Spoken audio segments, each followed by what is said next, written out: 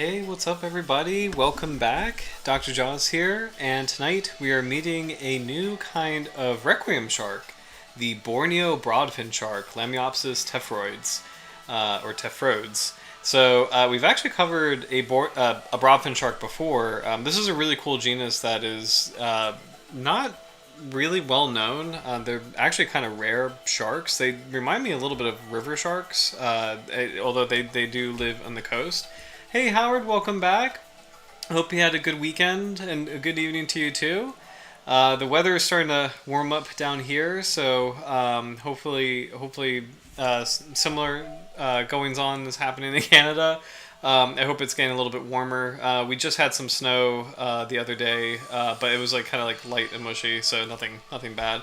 But hope you had a good weekend. I went to a park, kind of like in the Chesapeake Bay region last weekend. Saw some bald eagles, which are year-round active residents here, and then some tundra swans, which are actually kind of cool. Where they don't they don't live here. They just come down here in the winter, but they go up to Canada in the north in the summer. So it's kind of cool, kind of a fun little nature weekend, but.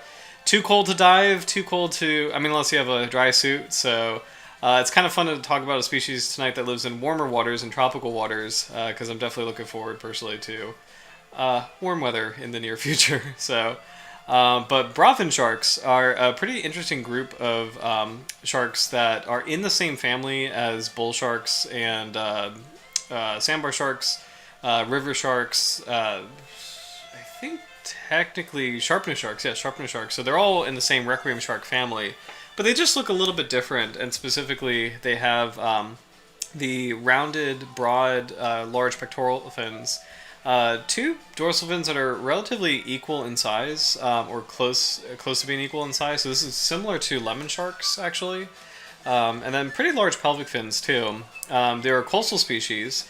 But they're very, very rare. There's not really much known about them. So I think tonight is going to be mostly a science-heavy night with a particular focus on this species, but also sharks in Borneo in general. So let me go back to some additional photos that we have of the broadfin shark. Oh, hey Zach, I got booted out of the stream last week. Oh, nice. I am so sorry. I don't know. Let's see. I think Howard, that might have been. I hope that wasn't. I got booted out of the stream last week and couldn't get back on. Sorry about that. I hope that wasn't a weird technical thing, because that wasn't intentional or anything, of course. So, but I'm glad you're here now. So it's not like a ban or anything. I'm not sure really what happened. It might have been a connection issue or something. So sorry about that. But keep me posted if that happens again, because it shouldn't be happening. So, but had a nice weekend to hang out with family. Awesome. I'm really glad that you got to be with everybody, and that's the best. Just just having that time and just kind of like chilling out and relaxing. So that's really cool. I'm glad you're able to enjoy the weekend. Other photos of this species. I wonder if I can rotate this. I might not be able to, but here is a younger individual. Another interesting thing about the shark is that look at the head, where it's kind of like compressed. It's a little bit of like a spade shape. So beautiful, beautiful eyes, relatively larger proportionally to the rest of the body. So relatively larger eyes. And very long snout, or like not long snout, but very long head, where it's kind of interesting where you have like this pretty large area behind the eyes, between the eyes and the gill slits, where that seems a little bit longer than other groups of sharks. So it's kind of funny, in some ways it looks a little bit like a sharp-nosed shark, but the snout is a little bit broader, but definitely like the ratio of the eyes to the gill slits and that distance between them. It's kind of unusual. It's not like the requiem, like the Conroe-Nicholls genus. It kind of makes sense that this is its own genus overall. So again, two dorsal fins that are pretty equal in size. Pretty large pectoral fins, broadly rounded, kind of squared off actually at the trailing edge of the pectoral fins, and then pretty broad anal fin, pectoral fins, And then a very small caudal fin comparatively, so this is actually pretty weakly developed. So that implies that this is a shark that spends more of its time cruising along the bottom. Kind of a slower swimmer, a little bit like smoothhounds. It's actually kind of weirdly enough a similar kind of caudal fin shape to a smoothhound shape. So kind of implying a shark that might like to feed on maybe crabs or other animals that are like bottom, like fish that are kind of like spending time near the bottom. So it'll be interesting to learn more about its biology when we find out more facts about the species. So most of the photos, unfortunately, are photos from fishing. I will zoom in on this one so we can kind of get an idea of what the teeth look like. So even though this is pretty blurry and a little distant, you can see very long, narrow teeth in the lower jaw. So those look like great grasping teeth. So probably great for handling slippery fish or squid. So, oh, no idea, but you're having a very interesting. I just saw this comment. Very interesting conversation with a new participant. Oh shoot! I am so sorry that the stream kind of cut out. Sorry about that. That definitely was not intentional, but yeah, last week was pretty. I love just with this channel the tangents that we go on, just in terms of the broader marine science topic and how it touches so many different parts of just the world in general.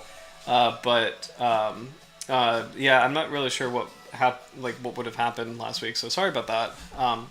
But I'm sure we'll have pretty interesting conversations tonight, just because this shark, and pulling up the research on this shark, it actually touches a lot of subjects related to Borneo ecology in general. So pretty excited to dive in. So here's a little summary. I think this is just a brief summary from the photo site, and then we'll kind of dive into more science-oriented research, or sources. But we have Borneo shark, and actually this might be. I think there was taxonomic revision with this species because the Borneo Broadfin Shark is Lamiopsis tephrodes. And then this one is Conroe-Nicholls borneensis. So I'm going to put a pin in this because this actually might be the old name for this species before it got reassigned to a new genus. So I'm just going to put a pin in this for now. Fishbase lists Lamiopsis tephrodes here. No image available for the species, so there's like a placeholder image of just a generic Conroe-Nicholls shark. But taxonomy is a Conroe-Nicholls, so ground shark, Conroe-Nicholls, which is a requiem shark, Lamiopsis. The etymology, the meaning of that name is not explained nor evident. Perhaps the author thought Lamiopsis temekii resembled, opsis is Greek for appearance, members of the family Lamidae. That's actually really cool. So, okay, let me go back to one of these photos to kind of show why this is really cool. Let's see if we can zoom in here. Okay. I actually really like this theory. So, remember how I said that the eye and the distance between the eye and the gill slit is pretty long?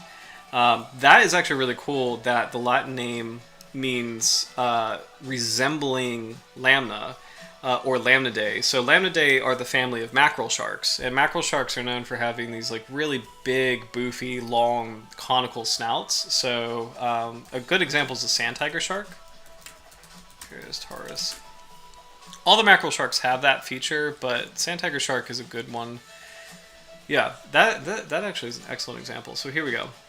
So you see how the sand tiger shark, it's similar where the eye is here, the gills are back here, and there's just this like long area, kind of like this almost like this, I'm almost tempted to call it a cheek, but this long area between the eye and the gill slits. That is a classic lamniform look. Just like having these really large conical heads. And it's actually kind of cool that even though this shark is completely different from this shark, superficially they look kind of similar in terms of like the position of the eye versus the gill slit. So I love that that's where the name Lamiopsis may have come from, which is Greek translating to it resembles Lamidae. So it looks like a lamnid. And I know this shark is not technically a lamnid, so it's in the same order as Lamidae, but let's look up an actual lamnid, which would be a mako shark.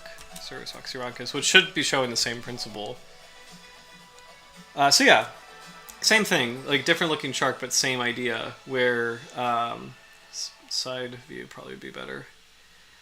There's a pretty noticeable distance between the eye and the gill slits, and there's just like really long conical, or this like long area between the two features that kind of creates this like conical head shape overall that's so characteristic of the family. So it's actually really cool that the name for the Borneo Broadfin Shark might be paying homage to a completely different. It's a completely different branch, but superficially looks similar, which is kind of cool. So we have that. Tephrodes, it's similar, where oids is the suffix meaning like or resembling or having the form of, and then tephritis is an ash-colored precious stone, referring to its more or less uniform gray coloration in alcohol. So the genus name is really cool. The Latin name, the species name is unfortunately like not that exciting. It just means gray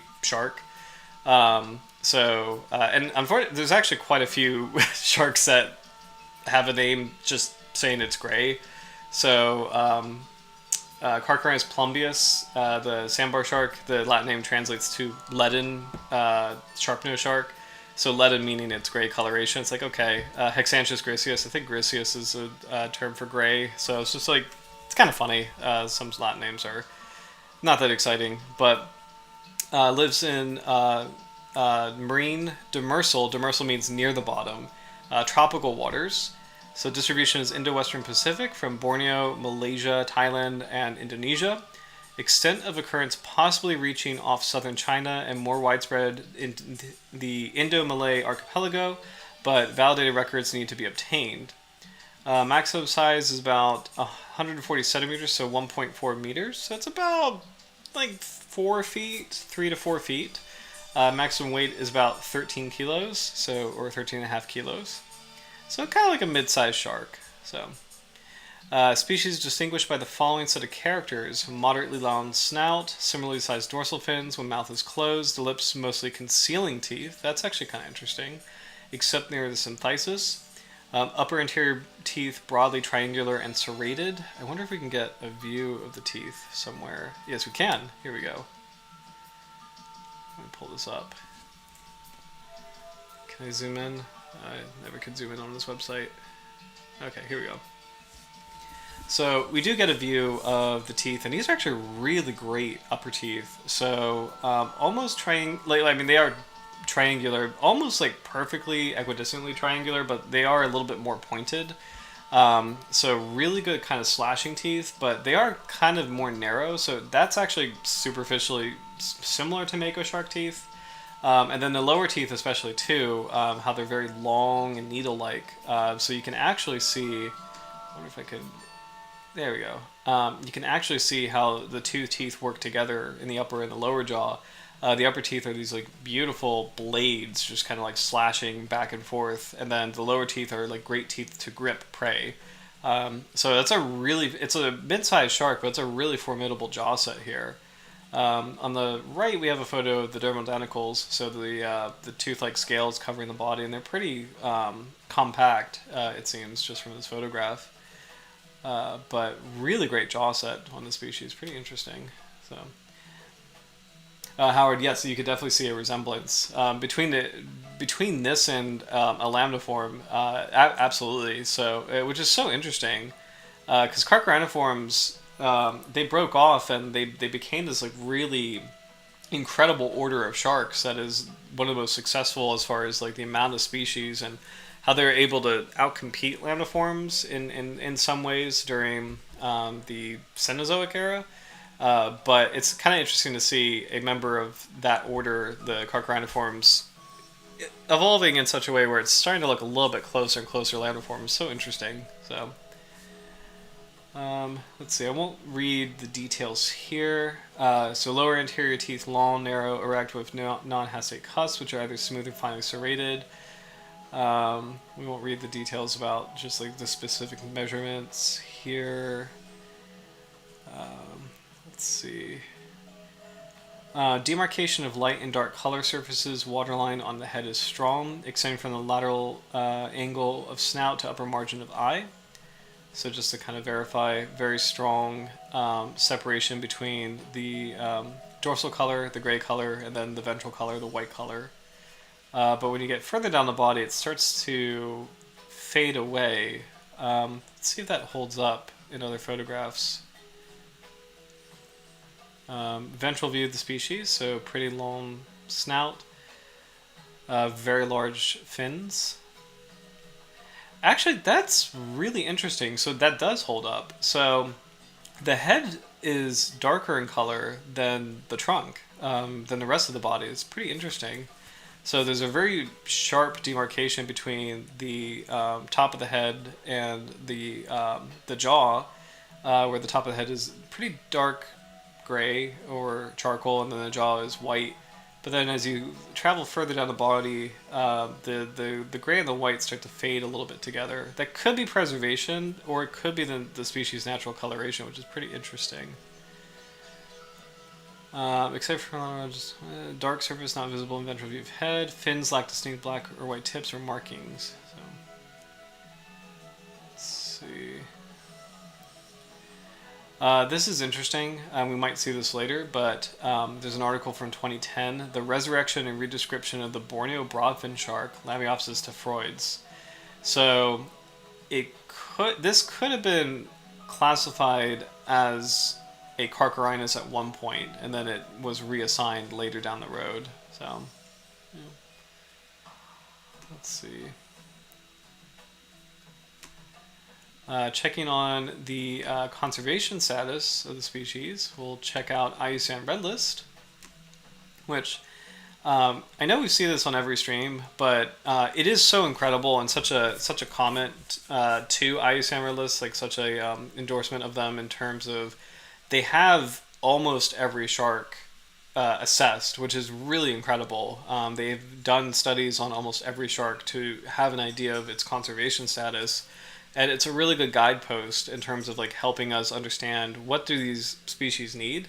The fact that we've done 153 streams already, 153 different species of shark, but we've basically been on this website every stream. Like we've seen an IUCN Red List profile on every stream. Just shows us how much work IUCN Red List has done in terms of shark conservation. And so it's really, really cool, and really appreciate all the work that they do, especially since sharks are, I mean, not only beautiful, incredible animals in their own right, but they are critical components of the marine ecosystem. And they're honestly, like, by being apex predators, they really are indicators of how well or poorly an ecosystem is doing. So, unfortunately, this species is endangered, and it makes sense. It's a coastal species in a heavily fished region, so we'll learn more about what might be going on specifically with it. So, the Borneo Broadfin Shark is an endangered species. In detail, what's going on with it is Borneo Broadfin Shark is a medium-sized shark in the western, central, and northwest Pacific, occurring in Thailand, Indonesia, and Malaysia, and likely occurs more widely through the Indo-Malay archipelago to southern China. It is found inshore on the continental shelf in depths of less than 50 meters. So that's pretty shallow for sharks. For scuba divers, that's great. That's super deep. But for sharks, that's actually comparatively very, very shallow water. So there's probably not a lot of refuge at depth. So refuge at depth is the concept that a shark can escape fishing pressure by diving into deeper water.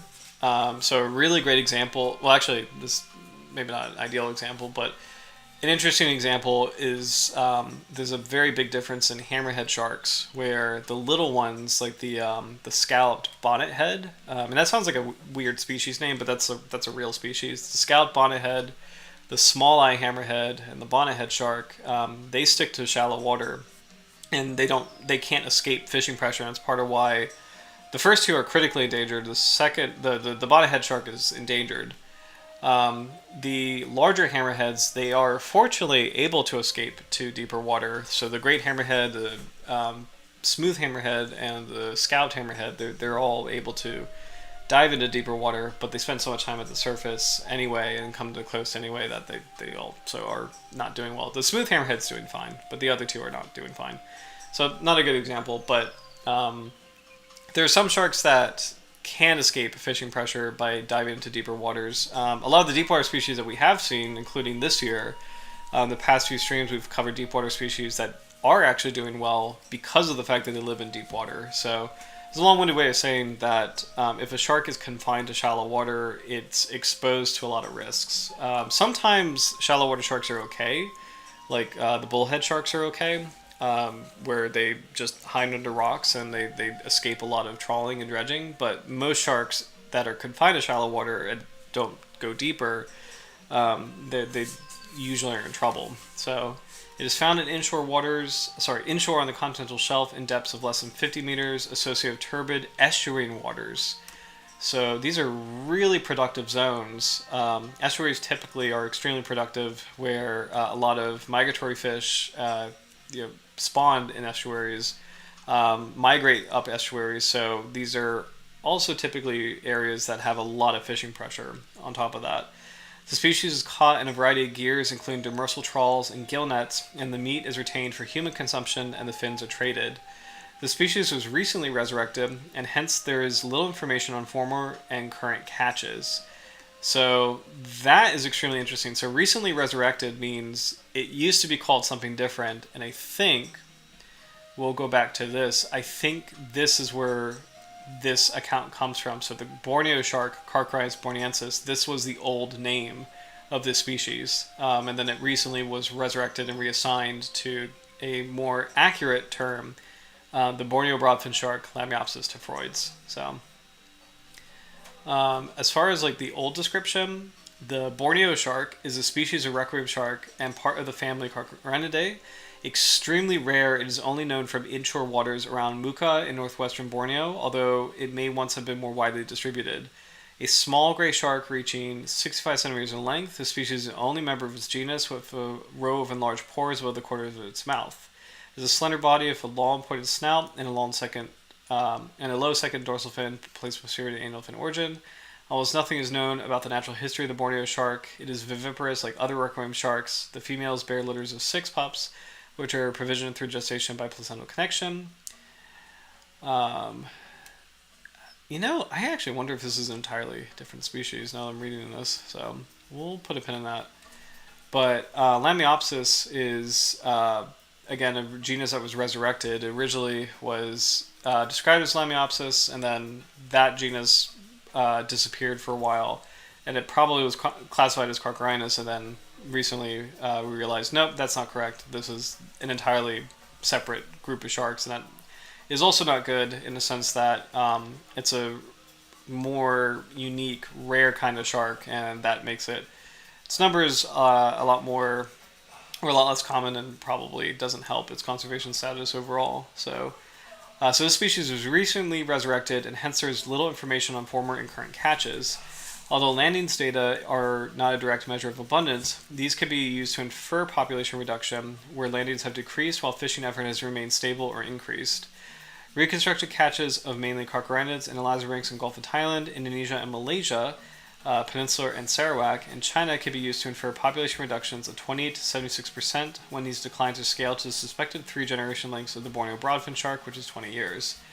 These levels of declines are not species-specific, but are informative for understanding the broader levels of decline in Conroe-Nicholls sharks, particularly in the central part of the species distribution. The species is exposed to intense fishing pressure and has no refuge from fishing pressure. It's suspected the Borneo shark, has undergone a population reduction of 50 to 79% over the past 3 generation lengths due to actual or potential fishing levels, as assessed as endangered. So I want to see if there's any other notes on its biology. Let's see, and you can actually see its range here, which is pretty. I don't want to say it's small, but it's not like a cosmopolitan species. Much larger than that other account, so pretty interesting. All tropical, shallow, nearshore areas. Let's see. Habitat and ecology. Generation length is 6.5 years, so here we go. which is not terrible. That's actually really not bad as far as sharks goes. Some sharks mature beyond a decade, which is pretty interesting. Or actually, a lot of sharks mature beyond a decade. The Borneo Broadfin Shark occurs inshore on the continental shelf associated with the turbid estuarine waters and presumably in depths of less than 50 meters based on sister species, the broadfin shark, which we covered on a different stream. It attains a maximum size of 157 centimeters total length. Males mature at 114 centimeters and females mature at 130 centimeters. So that's still about 4-ish feet. Reproduction is placental viviparous, so live bearing, with litter sizes of typically 4 to 8 pups, usually 8. So that's actually not that bad. A gestation length of 8 months and a size of birth at 40 to 60 centimeters. The generation length is suspected to be about 6.5 years, similar to that of the daggernose shark, Isogomphodon oxyrhynchus, which is a similar sized species of the same family. It's a little tricky. So it sounds like we don't exactly know how long it takes for this shark to reproduce. It's tricky where it sort of on one level makes sense to compare it to a similarly sized species to infer how long that takes, but this gets really risky because there are some sharks that are the exact same size that are vastly different in how long they reproduce. So a really terrible example, terrible as in like it's a good example with a terrible outcome, is we have 2 small sharks here that people sometimes call dogfish. We have the dusky smoothhound, Musculus canis, which is a smoothhound. It's its own kind of shark, but sometimes it's called a smooth dogfish. And then we have the spiny dogfish, Squalus acanthius, which is a true dogfish. And because in the English American vernacular, both sharks are called dogfish, at one point they were managed the same way. And that was disastrous because the dusky smoothhound, or smooth dogfish, reproduces super quickly. I think it takes not even a year to reproduce, and it reaches maturity in like, I want to say 5 years. It's a really fast growing shark, whereas the spiny dogfish, I think it's a 2-year reproductive cycle, and maturity is like, I think it's like even 30 years. I have to look this up, but like it's really long. Like that shark takes a very, very, very long time to replenish itself. And so at one point they were managed the same way on the east coast of the United States. And what happened was that the spiny dogfish population crashed. Because it was just they were lumped in the same group and they shouldn't be that way. So we eventually corrected the situation, split the sharks up, and treated them differently. And they're the same size. They are actually the same size sharks, but it's kind of incredible that it can be a similar size animal, but just have such a vastly different reproductive strategy and vastly different conservation needs. So it's pretty interesting. This might be better because at least the daggernose shark are closely related to the Borneo Broadfin shark. But still kind of tricky as far as like trying to get life history parameters, try to extrapolate that from a different species altogether. So. Checking out sharkreferences.com for some other factoids on this species. So again, really rare, not really much is known on the Borneo Broadfin shark. Here's the original description from 1905. So, and this is by a scientist named Fowler. So Fowler is actually a pretty big name in old shark science, like some of the original shark science. And this was published from the Proceedings of the Academy of Natural Sciences of Philadelphia. So really exciting to see the original description.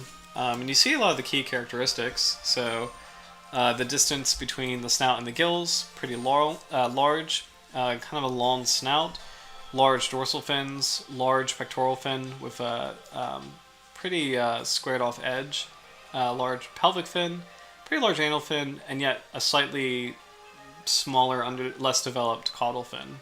So. It's kind of amazing. It superficially looks a little bit... It shares characteristics with smoothhounds in a weird way, because smoothhounds have broad fins, And I'll pull up a smoothhound for comparison. So I will pull up the one I was just talking about, actually. So this is a dusky smoothhound, and here's a good. Well, let's see. Okay, that's a good photograph of it. So, obviously, different group of sharks. Smoothhounds are a lot more elongate than requiem sharks. Hold on. There we go. But there is just an interesting kind of overlap where broadfin shark just has the broad fins, the two equally sized dorsal fins, and a weakly developed caudal fin. And smoothhounds are similar, where you have the two equally sized dorsal fins, really large pectoral fin, and then a weakly developed caudal fin. And what's interesting is that smoothhounds also live in estuaries. They're actually a pretty prominent, or this species at least, is a pretty prominent dweller of estuaries that uses them for hunting, but also reproduction. So interesting that this is a species evolved to hunt in estuaries, and it has kind of superficially similar characteristics. So here is a different view of a preserved male, and you're still seeing the same thing, where there's a sharper demarcation color on the head from the dorsal and ventral view, but then as you go down the body, it just kind of blurs, which is so interesting. And that's it. We don't have any other information. I don't think we even have other names for the species. It's just Borneo Broadfin Shark. So, and originally described as Carcharodontis tephroid. So it was originally part of that genus, but interesting. So I think what we might do now is learn more about this shark species, but also sharks and rays of Borneo in general. So, and I think probably the first place to start.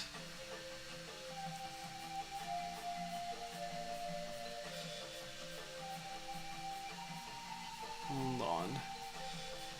There we go. Sorry, I wanted to start with this. So this is a really exciting, pretty hefty paper.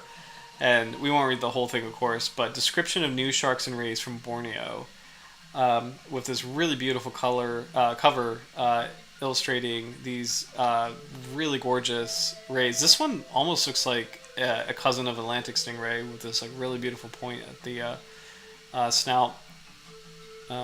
This almost looks like a honeycomb ray. I'm sure this is different, but really beautiful coloration here. So, and there's actually a couple cool photographs too. So. Hey Quackers, welcome back. Hope you had a good weekend.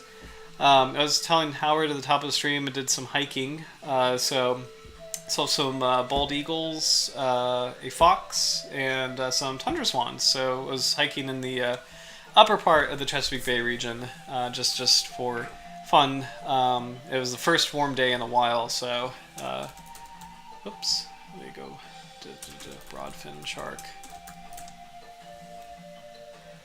But yeah, it's, how was y'all's week? Thank you. It was good.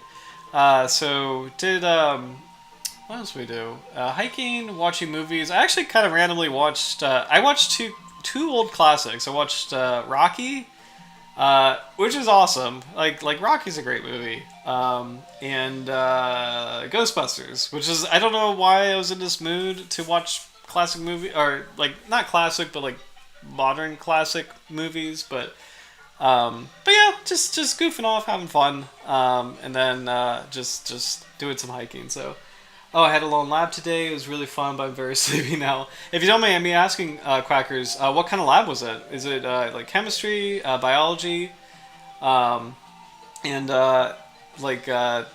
that really like takes me back actually, because I remember we did. I think my favorite lab we did was marine invertebrates. Oh, OChem, nice. So organic chemistry. So what's kind of funny is I was not good at basic chemistry, but I was better at organic chemistry, which is wild because usually the opposite is true. Organic chemistry is extremely challenging, and most people like struggle with it more than basic chemistry, and then I was weirdly the opposite. I really, really didn't have a good time in basic chemistry, and then organic chemistry, I was okay, not horrible, but pretty interesting subject. But I think my favorite lab, yep. For a lot of people, it's one or the other. I think my favorite lab I've ever done. I mean, it depends. Actually, yeah, no. I think my favorite undergrad lab I've ever done has been it was of all things marine invertebrate ecology, because we had this and this was at the College of William and Mary. They had this basement level where they had all these like little aquariums set up, and in the aquariums they had all these really cool invertebrates. So comb jellies, marine worms,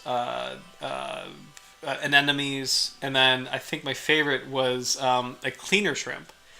So this is the same kind of shrimp that was found in Finding Nemo. It's the same one from the tank in Finding Nemo, but the cleaner shrimp is really cool because you can stick your hand in its tank, and it just immediately crawls onto it and then starts cleaning. It starts like exfoliating your hand, which is like really funny. But that was a really cool lab. We had sea urchins. What kind of things did you do in that lab? So a little bit of husbandry. One of my favorite exercises was actually sitting down and it was about identification, like trying to understand what were you doing in that tank. Trying to understand the basics of marine phyla. And how they're all different, or invertebrate phyla, and like what makes them different, which is actually a lot more challenging than you would expect. And as far as an interesting side tangent, let's take a look at this Animal Kingdom. And I don't want the Disney park. I want an actual. I don't know why I phrase it like this. Okay, you know what? I should have done like Animalia. Hold on, Animalia. Okay, so you think animals would be simple, like in the sense that you would think that the idea of an animal and how animals are classified are easy. And what I mean by that is it's birds, reptiles, mammals, fish, chondrichthyans, what have you. This kingdom of animals is surprisingly extremely varied and diverse, and I wonder if we could find all the phyla, but let's see. That's not all of them, right? Okay. No, that's definitely not all of them. Hold on.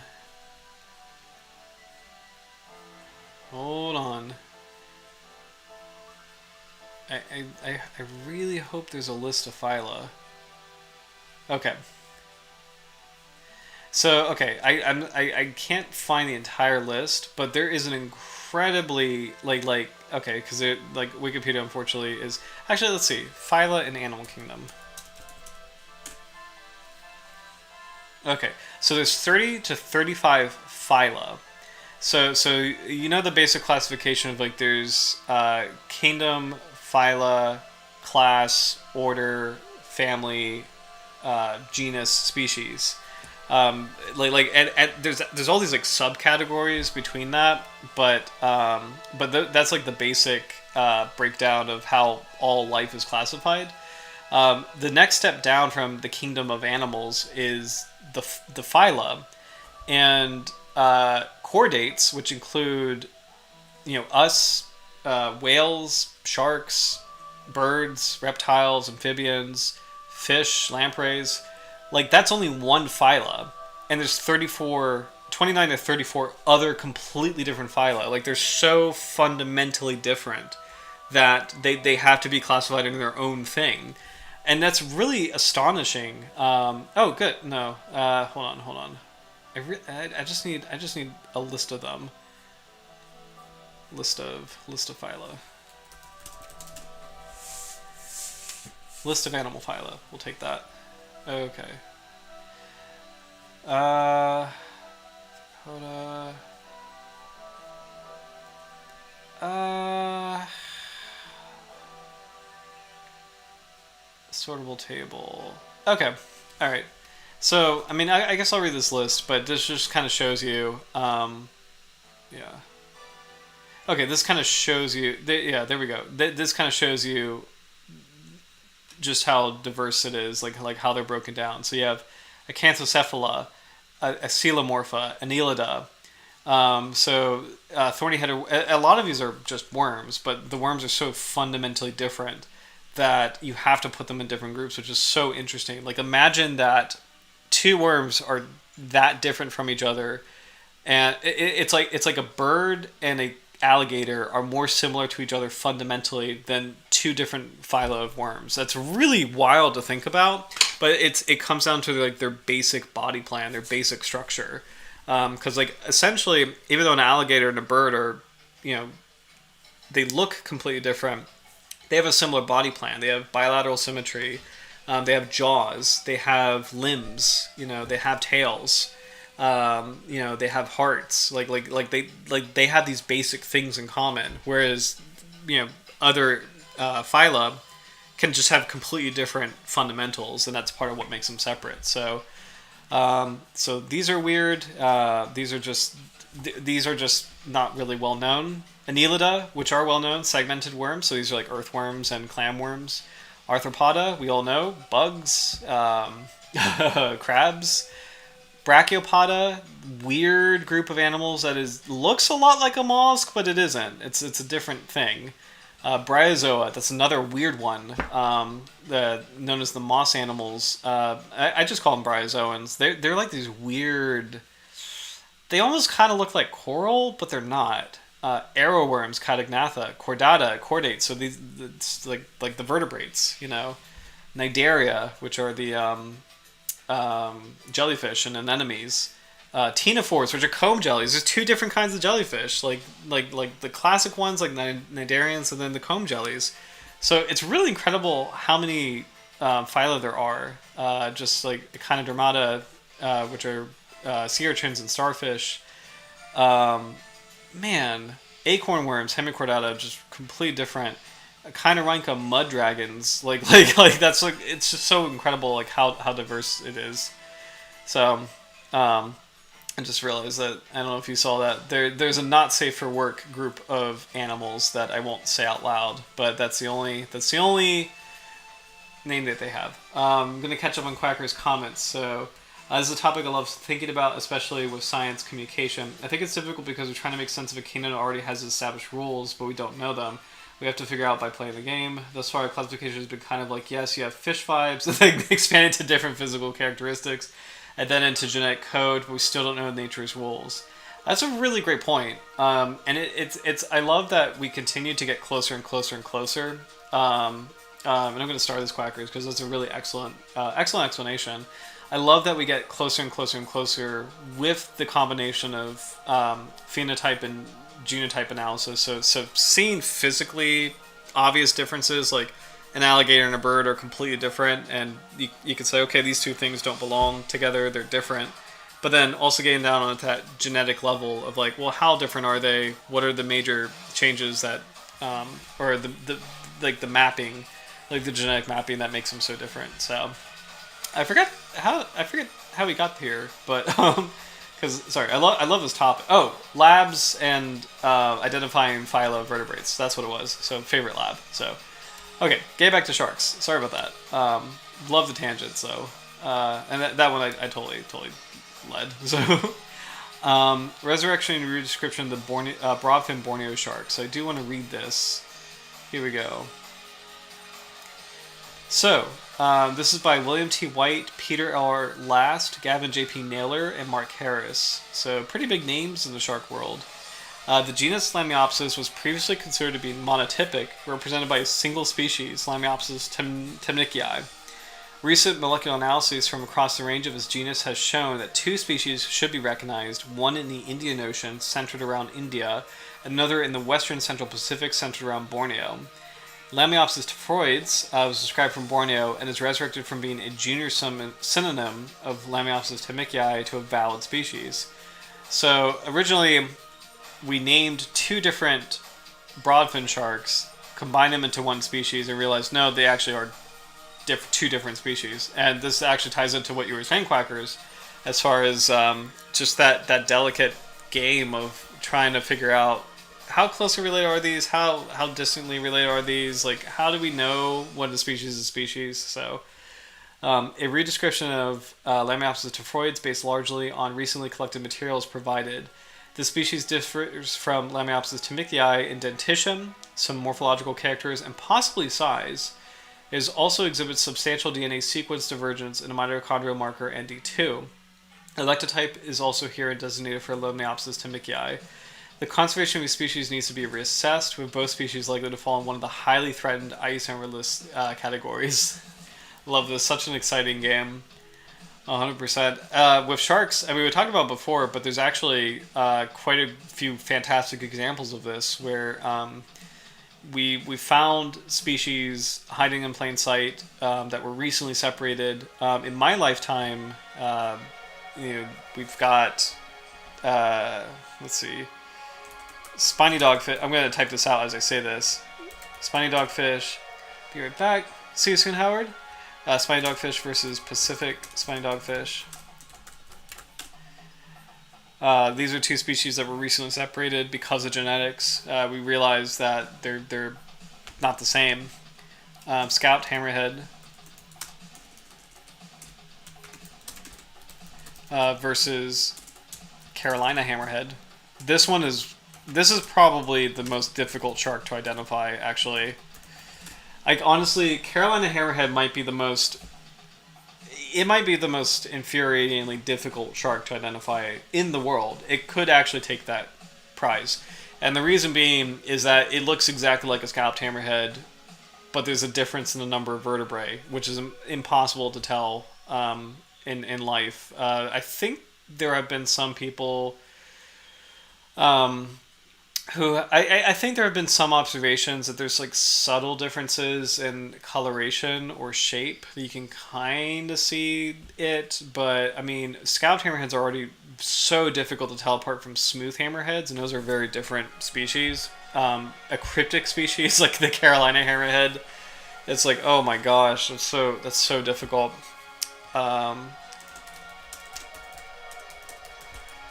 Tiger shark.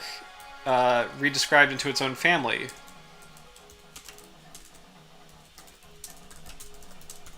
So when I was a kid, tiger sharks were considered requiem sharks, and it was only recently that they were put into their own family because they're just too different. Same thing, ironically, with sand tiger sharks.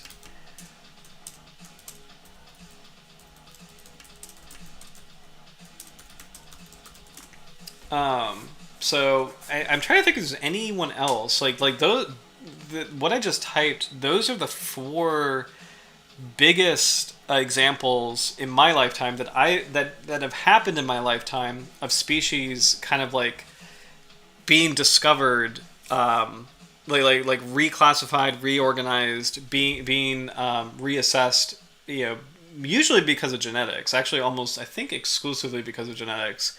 Like further genetic analysis have shown us that these are actually different groups of sharks or sharks that should be classified differently. I think there's other examples. I just don't recall them off the top of my head. And specifically, I think cat sharks as a whole was reclassified in my lifetime, but I don't know the details of that, so I won't type it because I'm not 100% sure how it was reorganized, but those are reorganized. One to look out for the future.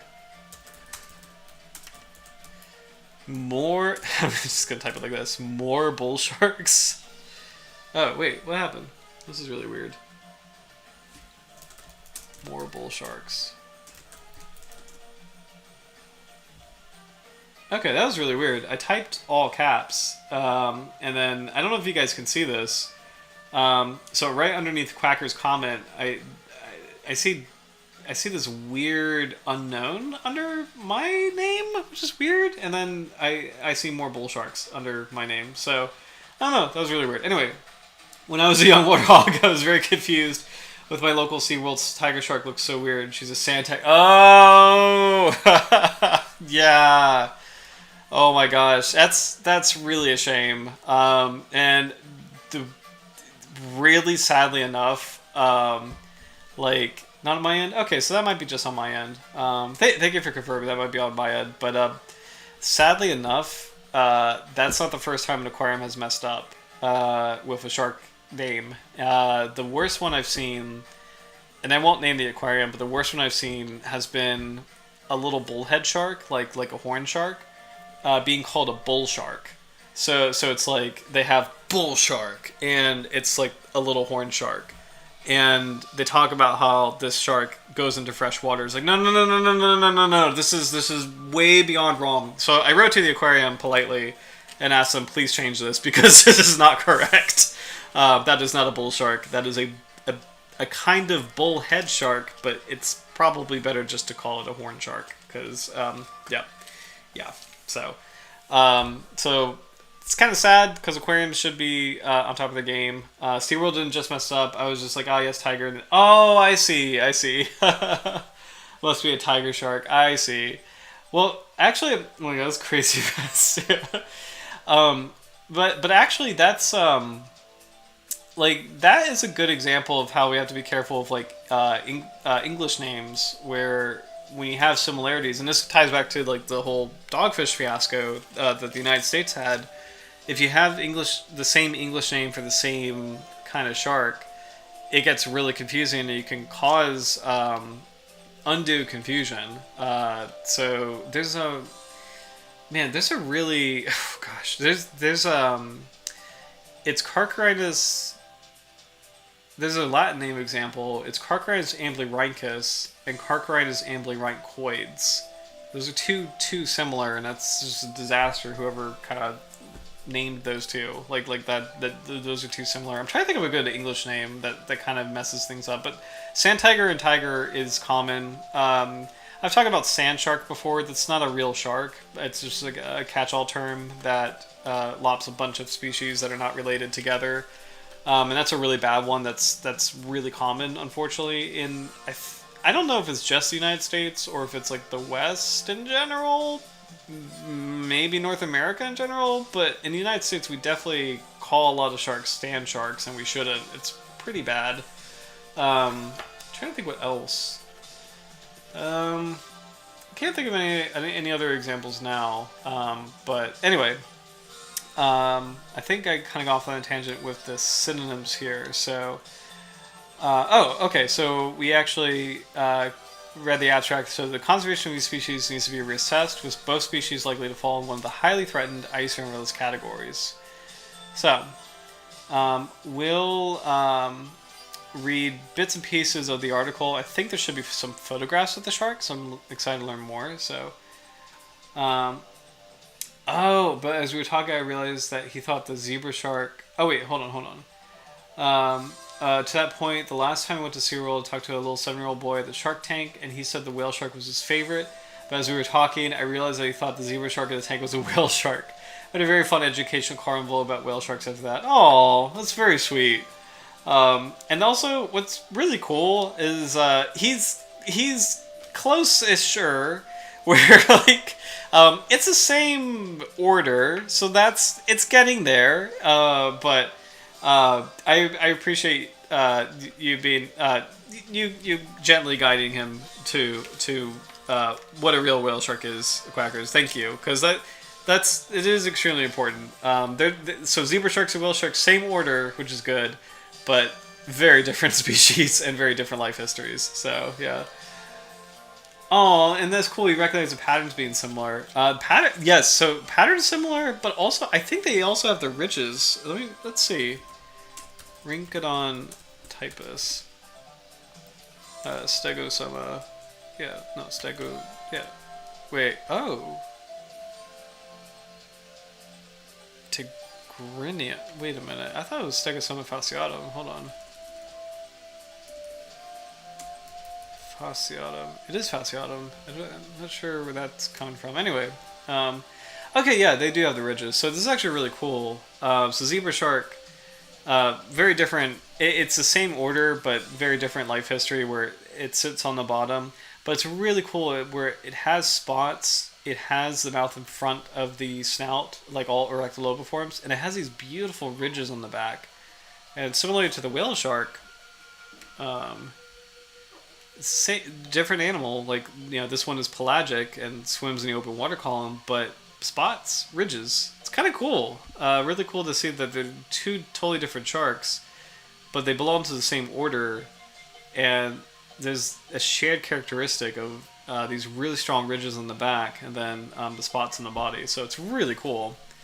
So could be worse. He could have looked at the zebra shark and said the woebegone is, or no, not the woebegone. That's actually really good.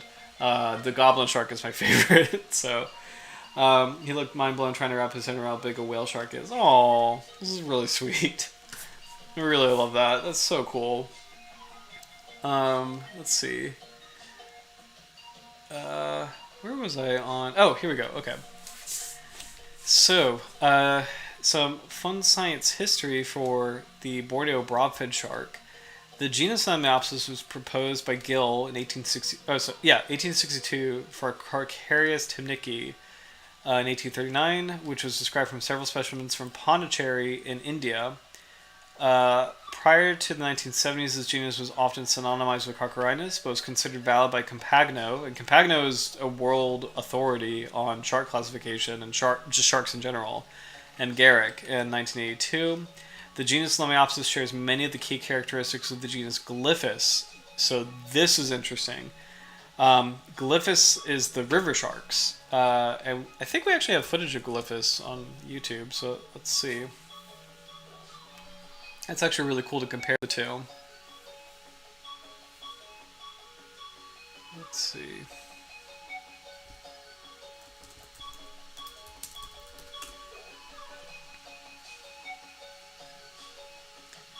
Yeah, so... You should be doing... No, no ads, no ads. Sorry for the ads. Sorry for this stupid stuff. Okay. I don't endorse any of this. I think it's dumb. Okay. Here we go. So this is Glyphis. So this is we've talked about river sharks before, but this is the genus Glyphis, river sharks, sharks that we saw together. Yeah. Sharks that actually live in fresh water, so not restricted to bull sharks. River sharks live in fresh water, and it's actually really cool to see these guys move in life. And comparing it to Lamiopsis, because river sharks also, you can see the superficial resemblance, where two broad dorsal fins, but there is a key difference though. The caudal fin is stronger in this shark, so it looks like a more active swimmer. It's a much more developed caudal fin. The anal fin looks a little bit sharper. Pectoral fin's a little bit sharper. Stockier body, actually. So these guys look like they pack a little bit more of a punch. But similar kind of head shape in the sense that there's a little bit of a distance between the eye and the gill slit, which is pretty interesting. So cool to see how these guys move. And I know this footage is from a research project, so it's not river sharks for display or anything. This is actually a holding tank for a research project, and that's where this footage came from. But these are some of the rarest sharks in the world, and really highly endangered species. Like, river sharks are really, really a good poster child for shark conservation. And they live in a very similar habitat to the broadfin, or the Borneo broadfin shark. Their snoot seems much more flat, which makes sense with them being stockier and swimmier. I love this assessment, Quackers. And you're right, actually. It's kind of cool that the snout is a bit broader, and that's superficially closer to bull sharks in resemblance. And bull sharks are, one of the most well-known river hunters. Like apex predators of a river. So it's so interesting to see that kind of spectrum of, like, you have the Borneo Broadfin Shark, which has a pointed snout and small body. These river sharks that have kind of more of a stockier body, a little bit of like the spade, like the shovel shape, like kind of, it's a broader snout. And then the bull shark has like this blunt snout, super fat, stocky body. And there's that logo again. So So it's so interesting that in this article they compare that Lamiopsis, or they make a point to mention that Lamiopsis looks similar to Glyphis. So, let's see. So the genus Lamiopsis shares many of the key characteristics of the genus Glyphis, which in combination distinguishes them from other Carcharodonta genera. For example, dentition, large second dorsal and pectoral fins, and longitudinal rather than crescentic precaudal pits. Lamiopsis differs from Glyphis in having a nearly straight anal fin posterior margin, larger and more ventrolaterally situated eyes, longer snout, and more posterior first dorsal fin. Lamiopsis tephroides was described by Fowler in 1905 as carcharized tephroids based on two specimens collected from off Baram in Sarawak, Borneo. So this is the illustration of that description. So this shark came from Borneo. So this is Fowler's original description of the species. So, let's see. Fowler did not define the characteristics to distinguish Lamiopsis tephroides from Lamiopsis tunicii. Future authors combine the two together. I'm just going to kind of skip through a lot of this, or kind of skim through this. Examination of the types by Compagno revealed nothing to separate the species. This is interesting. So this shows you how complicated taxonomic history is. Garrick and Schultz in 1963 combined Lamiopsis tephroides with Lamiopsis tunicii, so combined two different shark species into one, which is not correct. Compagno also maintained that they're the same, which is not correct. Fowler synonymized Carcharis coelii with Lamiopsis tephroids and listed Carcharis borneensis as a doubtful synonym. So this is where this name comes from, the Borneo shark Carcharis borneensis, which is very confusing. However, Carcharis coelii and Carcharis borneensis are both considered valid Carcharis species and are not congeneric or conspecific Lamiopsis tephroids. So there's 4 different species of sharks. There's 2 Carcharinus and 2 Lamiopsis, which is kind of wild. They all used to be considered 1, and now they're 4. So it's like the Avatar. It's ridiculous. Like 4 elements. That's really nerdy. But anyway, love Avatar, by the way. Fowler's misidentification, possibly due to the paratype of tephroids not being from the Lamiopsis species. I'm going to skip through this. The collection of fresh specimens of Lamiopsis during recent surveys throughout Southeast Asia has allowed for more detailed taxonomic and molecular comparisons of this genus throughout its range. Let's see. We won't read the methods.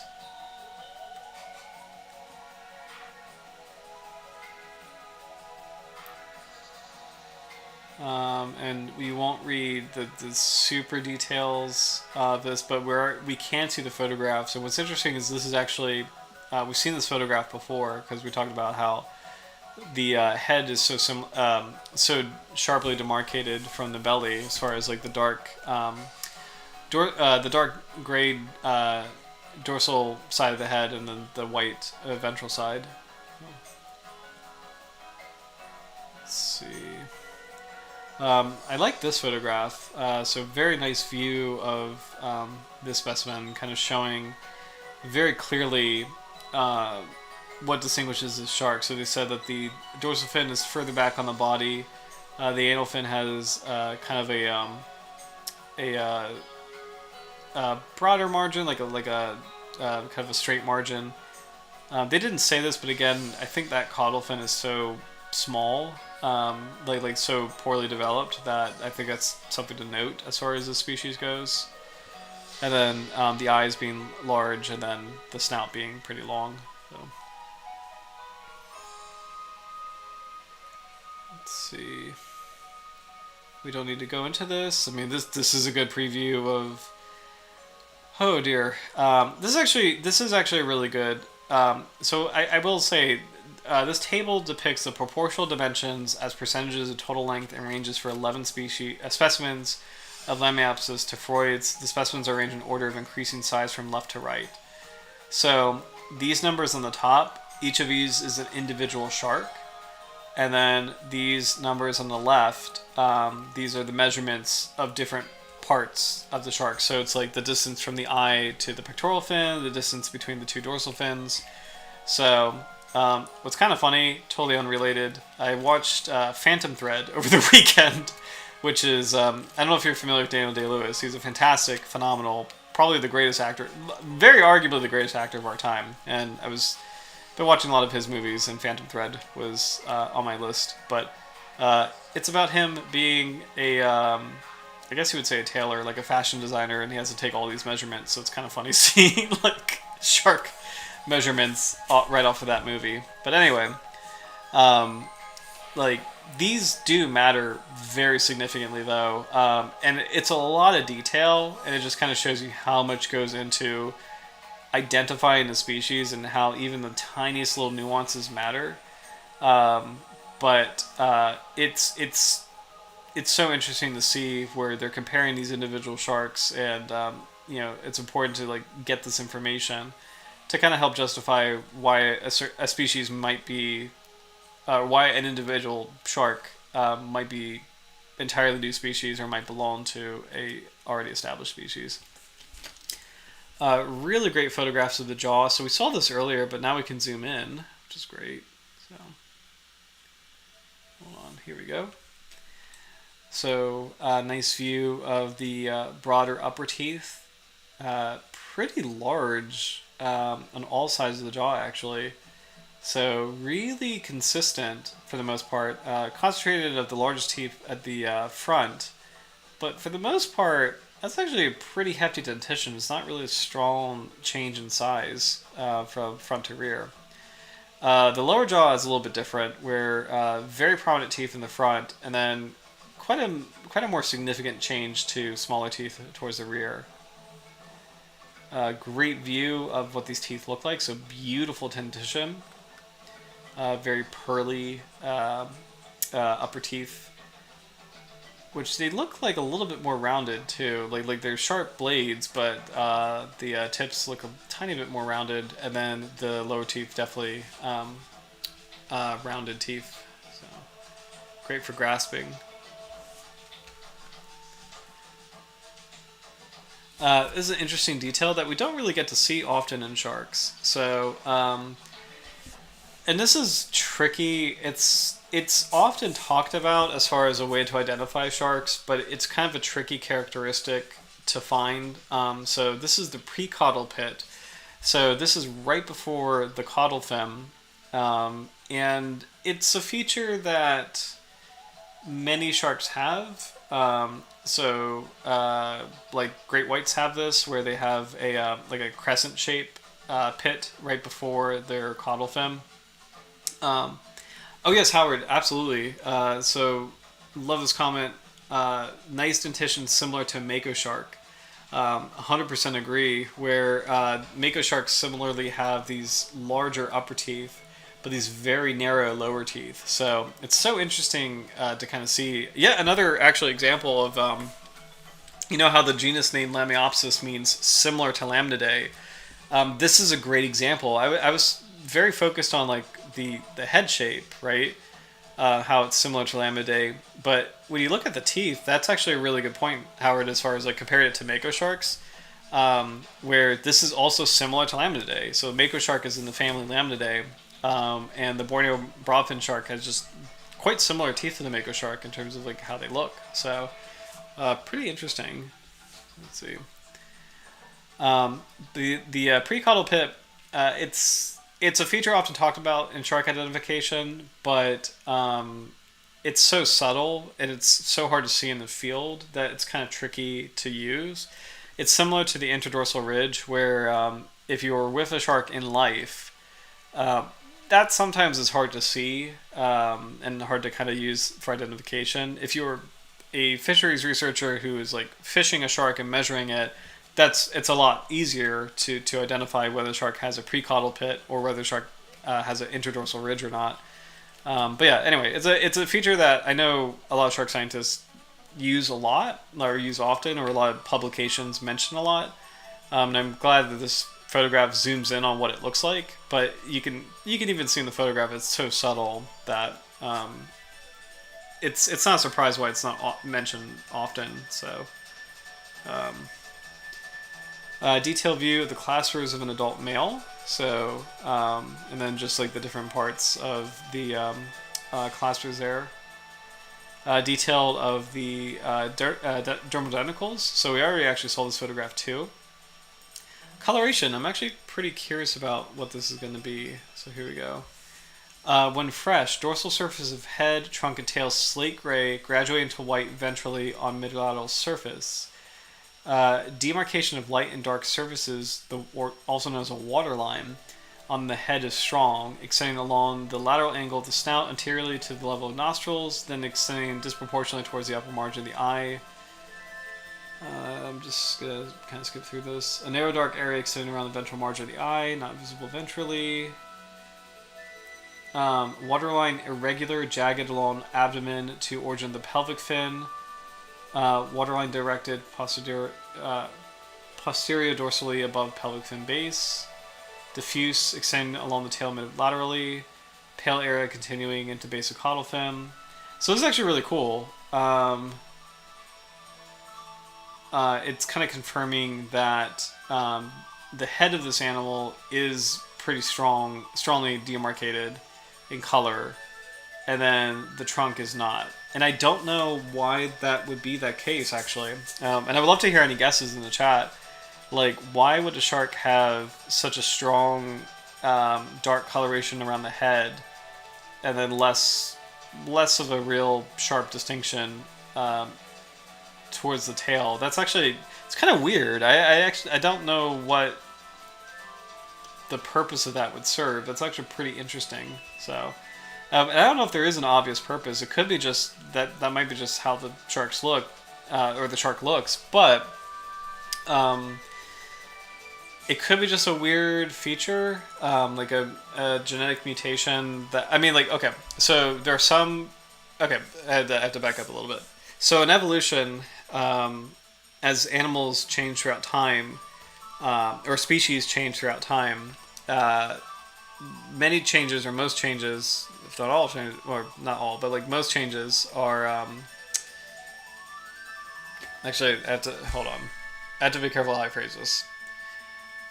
Mutations are a huge part of evolution, where there can be something that is different in the phenotype, and that mutation can be beneficial, and that can be selected for, and it's something that can be continually reinforced throughout evolutionary time, and therefore you have a new species that is successful. Great examples of this are hammerhead sharks. Hammerhead sharks have a genetic, or like the ancestor of hammerhead sharks have a genetic mutation that probably resulted in the elongating of the head, and probably a gradual process. But there's a mutation that in the past kind of helped contribute to that head shape, and it was a mutation that ultimately wasn't bad for the species. Or for that group of sharks, it actually helped and it worked. So it was something that was either beneficial or neutral, like harmless.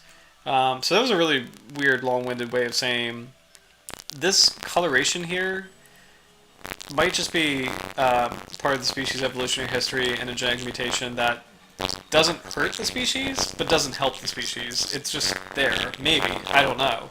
Because most things, a shark's color, the fin shape, usually everything plays a role in some way, and that goes for all animals. Like nature is very energy efficient, where if something is not helping you survive, it's not going to be successfully reproduced and replicated. If something is helpful to survival, conducive to survival, with camouflage, having the best competition to hunt or whatever, it will survive will be helpful. But anyway, this is a very long way of saying I don't know why this shark would have evolved a stronger coloration waterline at the head and then a weaker one at the trunk. So, however, breaks in color or shading can act as camouflage, but break into the body make it less recognizable. That's a good theory, or a good hypothesis, and you actually might be right. Where if we consider where the shark is hunting, it's in these muddy estuary environments, and just as I'm kind of confused in terms of like why it looks like this, maybe this strange variance in coloration might confuse prey items, in the sense that they may mistakenly think that the animal that's coming towards them is further away, or just like it is like a smaller fish or something, where it's like maybe they can see the brightness of the trunk of the shark and think it's kind of like half that size, but then the darkness of the head of the shark is kind of more concealed. No, I don't know, but something I really like that hypothesis, however, that it could be in its own way a camouflage thing. So breaks in color or shading could act as camouflage. I really like that. So I'm gonna start that also. So I think that's closer to what's probably going on here, because I personally can't think of anything like any other reason why there would be this kind of weird variant. So I really like that hypothesis. So let's see what else we can learn about the species. I zoom back to the photo of the color. Here is kind of a genetic analysis of the individuals that they caught. Let's see. It's kind of cool where they're comparing all of these individuals, and then they compare it with the sample of Lamiopsis temnicii, which is a broadfin shark, a different species. In both of these examples, the broadfin shark is excluded from this collection of Lamiopsis tephrodes. So, let's see.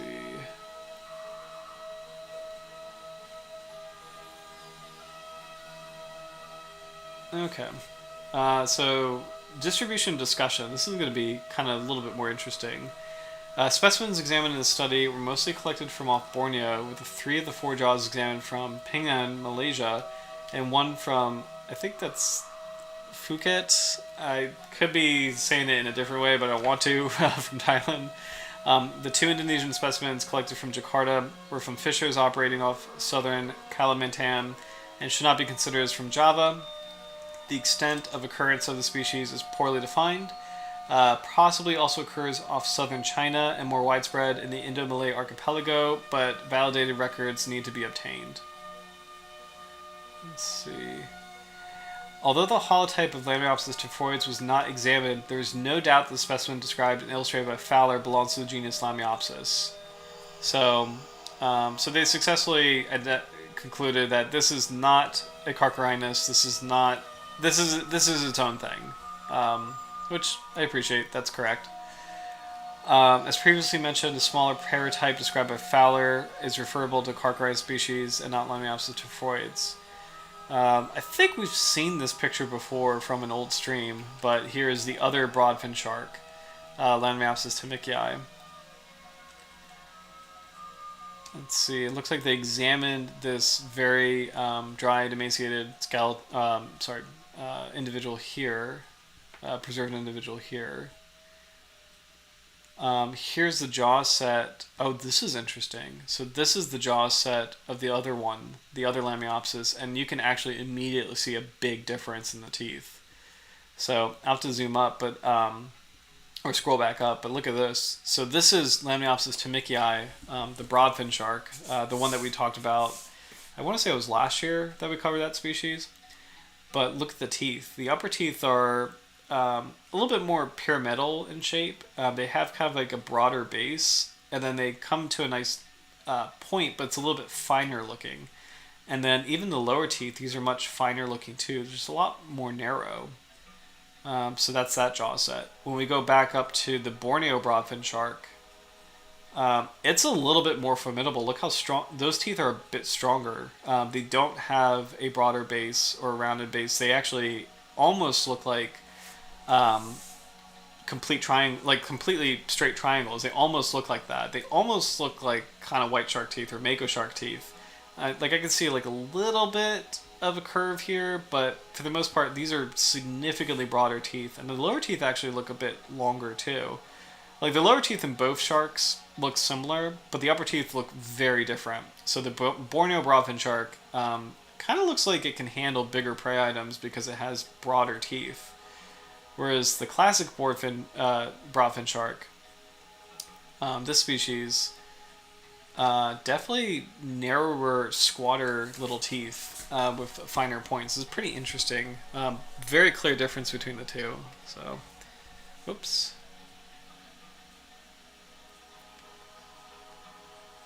Let's see.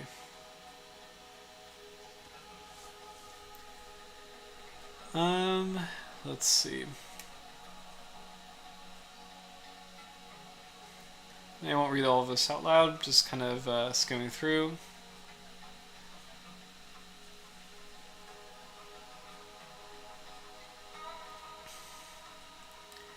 Oh, here we go. So differences between the two species. So our shark is on the left, Lamiopsis tephrodes. The classic Broadfin shark is on the right. So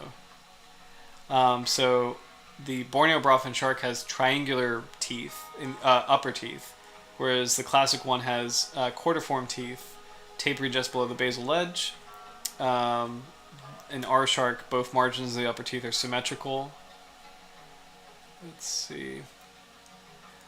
This is interesting. So our shark, the Borneo Broadfin shark, has very few molar-form teeth in the upper jaw. Molar-form teeth are a little bit flat. They act like molars, like crushing teeth. Whereas the Broadfin shark, the classic one, has more numerous molar-form teeth in the upper jaw. So that kind of implies that it might be handling more shellfish, like it might be crunching up mussels or clams. Whereas our shark, the Borneo Broadfin shark, might be hunting more fish, like larger prey items. Let's see. Serrations in the upper teeth usually coarser. It's interesting. Whereas the classic Broadfin shark has finer serrations. Really interesting. Lower teeth sometimes in the Borneo Broadfin shark has finely serrated cutting edges. Lower teeth have smooth edges in the classic Broadfin shark. So it looks like, again, the classic Broadfin shark probably eats squid or invertebrates, like squid, mollusks, clams. It probably handles smaller prey items, whereas the Borneo Broadfin shark, it looks like it's going after bigger animals, like more like fish, which is kind of interesting. So let's see. So both species are endangered. We know that the Borneo Broadfin shark is endangered, and unfortunately, the other one, Lamiopsis temminckii, is endangered as well. So, the absence of this genus from Indonesian waters, other than off Kalimantan, during extensive surveys of fish landing sites over the past 10 years, indicates that localized depletions have likely occurred. Both species occur in shallow areas, often near large river outflows, in regions with heavy exploitation levels. Thus, both are likely to be of conservation concern and threatened in their respective regions. So, interesting article, kind of showing, kind of walking through how you. This is actually a really great study, and maybe a masterclass on like how you justify an entirely new shark species, like how you kind of go through the research, re-examine the material, and take the measurements and present them in this way where you can, codify that this species, Lamiopsis tephrodes, the Borneo Broadfin shark, is its own species. So it's a really good study, kind of illustrating that process. So before we continue, we'll pick a species. Oh, cool. Yes, this is a big one. I could definitely send the link in the chat. This is a general study on sharks and rays of Borneo. So this will include the Borneo Broadfin shark study, that we just read, but also a lot of other species, which is exciting. And there's a lot of cool illustrations too, on top of like really incredible science. But it's pretty hefty. Like, oh, this is actually really cool. Uh, so in comparison, this is a different shark species, but this is a river shark, Glyphis giganticus. So this is a weird weird specimen of this almost looks like just like a shark skin actually. I've never really seen a preserved specimen like this before. So so like a dried um, individual, but here's a much better photograph of a river shark, much closer to life. So really prominent ampullae lorenzini here, kind of near the mouth and behind the eye. Beautiful view of a river shark here, and actually you can see how close it is to the Borneo Broadfin Shark. But again, stronger caudal fin, pointed pectoral fins, a little bit of a size difference between the second dorsal fin and first dorsal fin. So again, kind of like a fun classic rule of thumb for sharks is that if the two dorsal fins are similar in size, it implies that the shark is slower. If the first dorsal fin is large but the second dorsal fin is smaller, like the more disproportionate that ratio is, the faster the shark is, kind of theoretically, which is super cool. Let's see what else. Oh, wow. A really great shot of the producible jaw of this river shark. So all sharks can do this, but still really cool view of river shark protruding his jaw. Beautiful dentition here with these slightly recurved teeth that are very broad. It's a small individual, but still really nasty bite. This looks to be, this is still a juvenile, but another nice side view of a river shark here. So Borneo, really cool place for sharks. Oh, what is this? This is a different river shark species. It kind of threw me off because this dorsal fin is much broader, but it's kind of cool that the body looks like a baby bull shark, but the fins are completely different. So it's kind of fun perusing through this article, which I put in the chat, because it's showcasing a lot of different kinds of sharks that are native to this area. So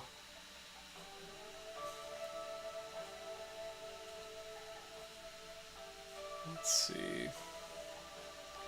So actually, this is even more confusing. Carcharinus borneensis. So this is the Borneo shark, which is a true Carcharinus. So this was originally mixed in with the Borneo Broadfin Shark during the whole classification taxonomic journey, and then it broke off. And this almost weirdly enough looks like a kind of sharp-nosed shark with the large eyes and the pointed snout. So it's just like, wow.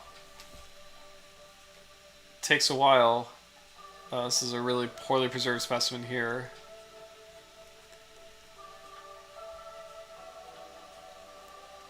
What else do we have in this article? A woebegone.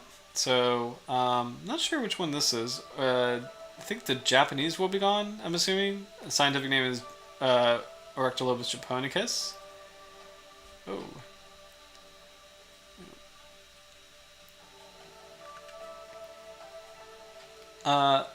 An embryo, a baby woebegone here.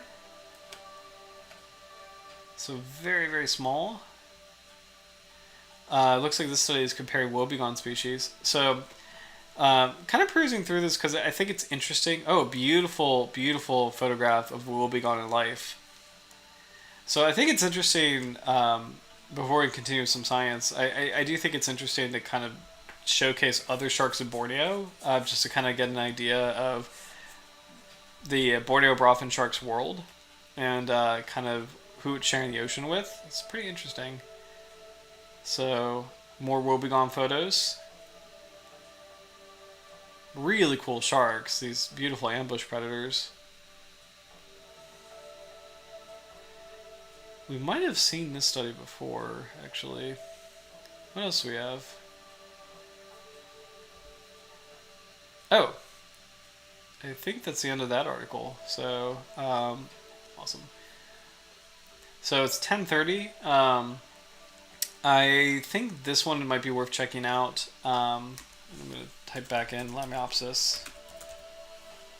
But before we do, oh yeah, the duality of Howard's reactions. Before we do continue, we'll have to pick a shark for. Unfortunately, not next week. I'm going to be out next week, but the week after we'll cover a species. So. And actually, we could extrapolate to since we're going to be out. I'd love to make the following week episode kind of special because I think the last time I was out, we came back with a fossil special of some kind, or that might have been the spy hopping special. So, because I don't like I love being here every week, and I don't like taking time off. Although there's some weeks where stuff's going on where I need to do that, but. Since I'm going to be out next week, let me know in the chat if there's a particular shark you like to study, or we'll open it up to a marine science topic or a general shark topic. So some examples we could go over are we talked recently about shark electromagnetic sense, so how sharks react to shark barriers. Craig O'Connell in particular is a really cool scientist. Did a lot of work on, I think barium was the metal they used and how that interacted with a shark's electromagnetic sense. So we could talk about that. Be fun to do with shark behavior. So we could talk about that. We could talk about shark mating behavior. I don't know if that would be weird. I mean, it's nature, it's science. But we could talk about shark mating behavior. We could talk about shark social behavior, too, because there's actually a lot of interesting studies about hierarchy, dominance, or how sharks kind of sharks and barium. Okay, so we might do the electromagnetic study since. What are your thoughts, Howard? Is there anything? Any subject in particular you'd be interested in? Sharks gotta have babies too. Because the other topic I was going to posit was shark social behavior, where and we can also table that for another day. But there's a lot of interesting examples across different groups of species where reef sharks, like gray reef sharks, have very complex social behavior, where they will interact with each other, give each other warnings, give divers warnings. White sharks have very complex social behavior too. So they're pretty territorial. They're very curious. They're just. I've talked about how they're arguably one of the smarter sharks in the ocean, and it makes sense kind of based on what they do. Hammerhead sharks also have interesting social behavior, but honestly. Shark culture. Ooh, I like this. I actually really like this. So, let's see. Let's do... Okay, I actually have a cool idea. Let's do both. So, okay. And I'm going to write this down. Because I have a really cool idea that's going to tie this together. Hold on. Need to have... There we go. Okay.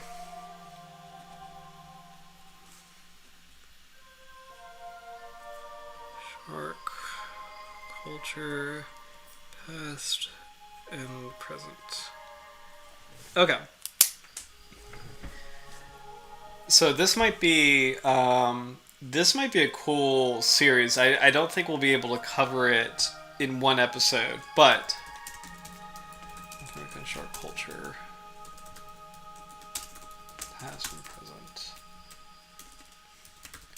Okay. So for the return stream, I'm going to posit North American shark culture, past and present. So there's actually a pretty strong... I mean, actually, when you really think about the entirety of North American history, lot of very deep shark culture. And in particular, I think to tie it all together, I think it would be really cool to do the first part of the next stream. The first part being prehistoric or pre, and I hate saying pre-Columbian, but pre-Columbian North American shark culture, both East Coast and West Coast.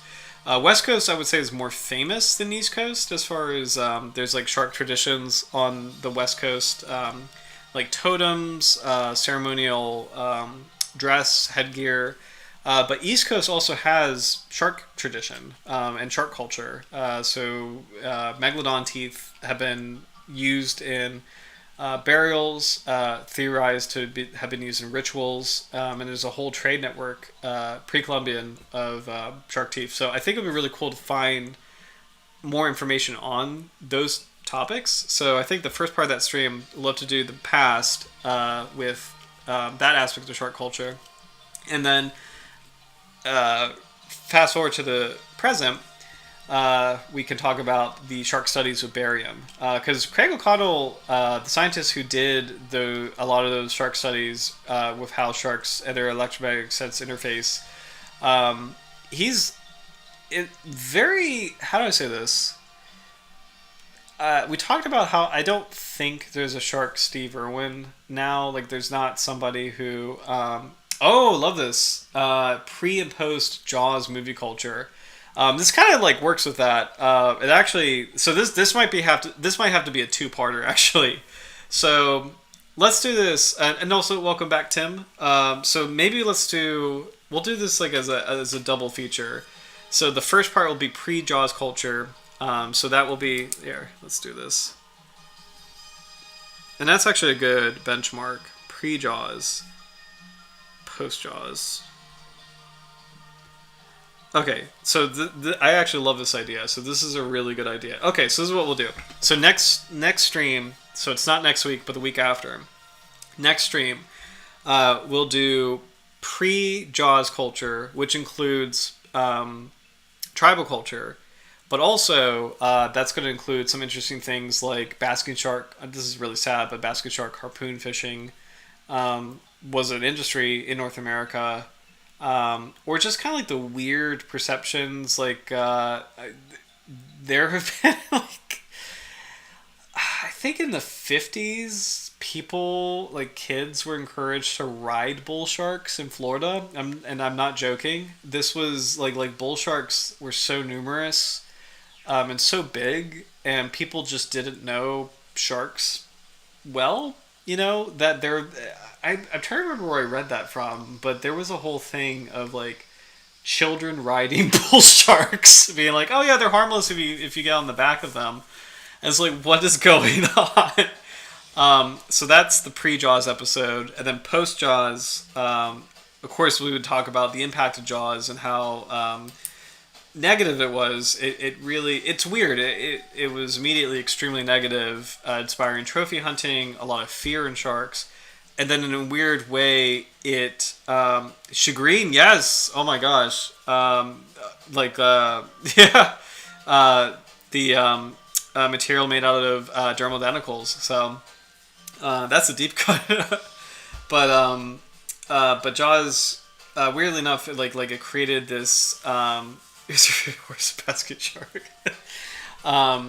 Jaws weirdly created this strong fear, strong negative impact, and in a weird way opened the door for more positive conversations where we started to rethink our view of sharks. And in the 80s and 90s, the conservation message, the re-examination of sharks took off as far as pop culture.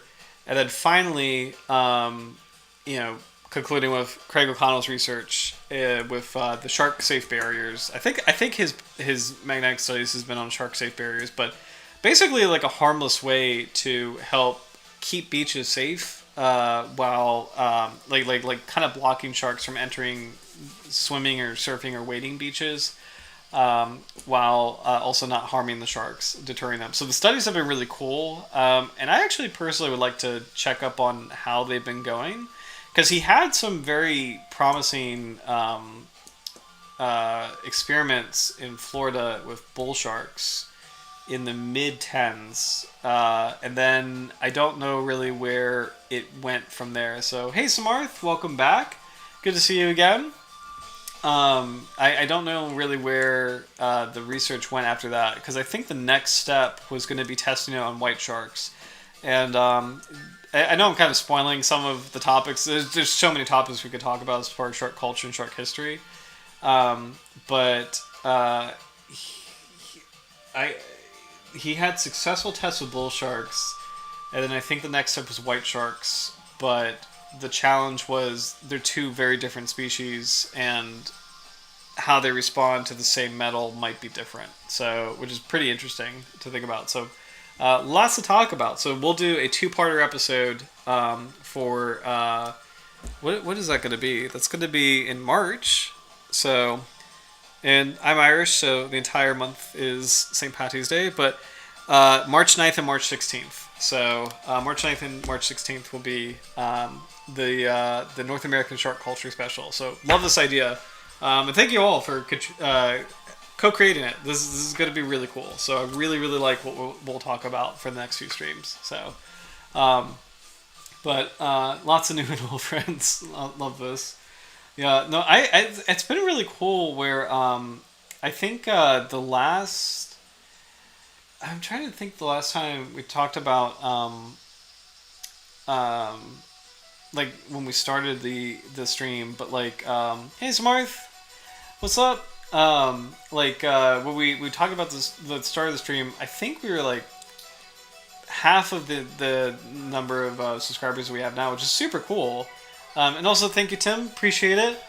We'll wrap up with some more notes on the Borneo Broadfin Shark before we call it a night tonight. But it's really cool to see the community's growing. It's still like a really tiny niche community, and I really love that. Actually, it's like this fun corner of the internet that just is like it's a lot of people passionate about sharks, and I really love that. But it's grown. It's I think it literally has doubled in size since we started this project. So yeah, like really excited to see. As Quacker said, friends new and old. So, but I do want to touch up on some notes for the Borneo Broadfin Shark. So here we go. There's only one from this article. But I think it's a cool segue to other species again that live in this area. But Borneo is a type locality for several rare and endangered species, including the sawfish, Pristis zij. Oh, this is interesting. Jishrong. Let's see. Oh, I love this. Mayhaps we talked about this before, but imagine us as a tiny little cafe in our own corner of the internet. Me too. I always have like. I like the idea of a cafe or like a pub with all the flags, you know, like that I just think like all the flags and just like an ocean view, you know, just like a good seaside pub or cafe. Like that's my image. So Dr. Joseph's a killer latte. Thank you. I make a good hot chocolate. I know it's not the same, but I've been very crafty and creative of hot chocolates in the winter. So anyway. Borneo is a type locality for several rare and endangered shark species, including the sawfish, Pristis zijron, and I'm definitely looking this up because I've never heard of this species. Sawfish are extremely cool, where we have a critically endangered species on this coast. This is the large tooth. We have two species, the large tooth and the small tooth sawfish. This one is the long comb sawfish. I've never heard of this one before. So really cool ray. This is a ray. This is not a shark. It looks sharky, but this is a ray. And I'm sure the chat can inform us why it's a ray. So I'm not going to spoil it. Let me know in the comments why this animal's a ray. But I did want to take a look at it. It's really cool. Really, really interesting animal. I'm going to go back here. Borneo shark. Okay, and the Borneo shark. So, that ray seems a little fishy. Oh, I love this.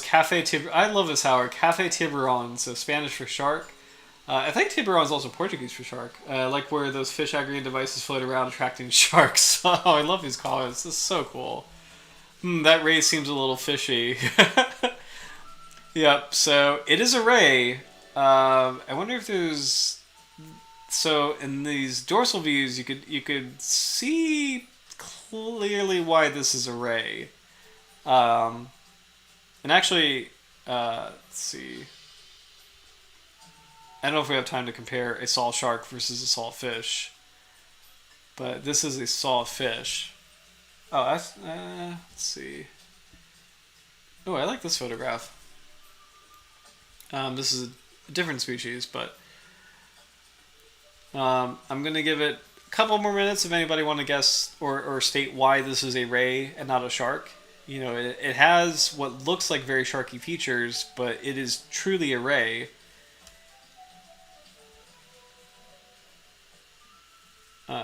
So let me know if any guesses, and then I'll call it in a couple minutes as far as...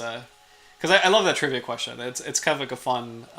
it's a fun and actually really cool trivia question as far as like the relationships between sharks and rays. But anyway, Borneo is the type locality for several rare and endangered species, including the sawfish and Borneo shark. Holotype species, that is species serving as... Yes! Okay, Tim got it. Gills on the bottom, yes. So that is one of the features. And actually, that is actually... Yes, 100%. So I had to think about that for a second. Yes. So gills on the bottom, and then also the head is fused to the pectoral fins. So, and yes, quackers, they're like a shark but too flat to be a shark. Well, it's interesting. That's tricky because angel sharks are flat too, right? But the big thing is the gills are on the bottom. So the gills are on the ventral surface, and the head is fused to the pectoral fins. So if you compare an angel shark, and angel sharks are so tricky because I'm trying to find a really good example. Okay, actually, I have a great example. Okay, here we go. We're gonna find an awesome clip. I know I've showed this. I don't know if everybody on tonight's chat has seen this before. And forgive me if we see another ad. I hate the ads. Okay, here we go. Yep, there's going to be another ad. Oh, this is the worst one. Get me out of here. Get me out of here. Okay. Okay. Alright, and I'm going to slow this down. This is the best clip. So, where's the speed? Speed. Oh, there we go. Playback speed. There we go. Okay. So this is a shark. And this is a ray. And that, at first glance, looks a little baffling. But the two things that matter... and there's more than two. But like the two things that matter, just for this example. The sawfish here has its head fused to its pectoral fin. Which is a classic ray characteristic, whereas the angel shark has its head separate from its pectoral fin, so you can see that clear demarcation between where the head ends and the pectoral fin begins. So that's one clue. The other clue, Tim got it, is that the gills are on the bottom for the sawfish, so the gills are ventral, so you can't see them. The angel shark has gills on the side. Now you can't see it in this view, but we're going to show you how angel shark has gills on its side. In this amazing clip. So this is angel shark looking kind of normal, but it's going to stretch its jaws. Here we go. And it's really amazing how far it can extend it. So, and we'll see another view and a better view, but pay attention to where the head and the pectoral fin meet, because you'll see the gills.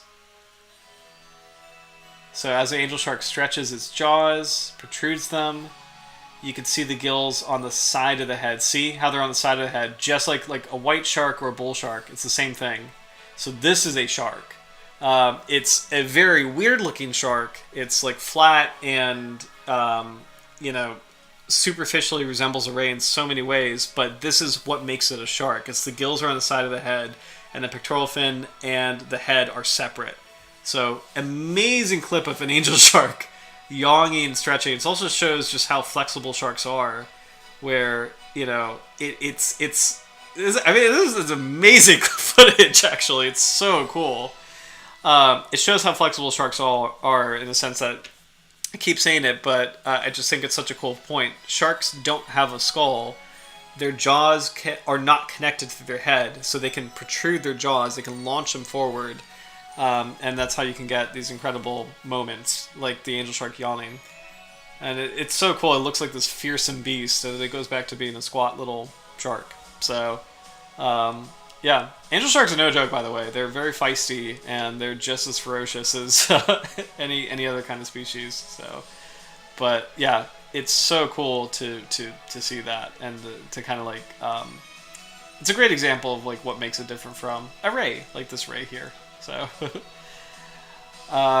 so we got 10 minutes left, so I'm just going to read through this little touch point here. Borneo is a type locality for several rare endangered shark species, including sawfish and a Borneo shark. Holotype species, that is species serving as a scientific reference for species description, include the black spot shark, Conroe-Nicholls, the Borneo Broadfin Shark, Lamiopsis tephrodes, and the deepwater Borneo leg skate, Cynobatus borneensis. Dr. Sarah Fowler has cited another 10 newly discovered species as holotype species. As the region's biology becomes better studied, new species continue to be described. However, among the rich diversity of the elasmobranchs are increasing threats to many species and populations of sharks that raise in Borneo. So, here's a nice image of a scout hammerhead in Borneo. I just want to see. This is a really long article. And actually, I'll post this in chat because this actually seems like a really good conservation piece. So I am going to post this in chat for anybody. Oh, yeah. I love his comment, Howard. Great footage. Looked like he was yawning. And I'm really curious what he was doing. Because I kind of think the angel shark was maybe kind of stretchy, but kind of like cleaning in a weird way. Like maybe this is a way for it to dislodge any kind of like maybe sand that gets in between like kind of the crevices where the jaws and the interior nasal flaps meet. I'm not really sure what it's doing, but it's such a cool behavior.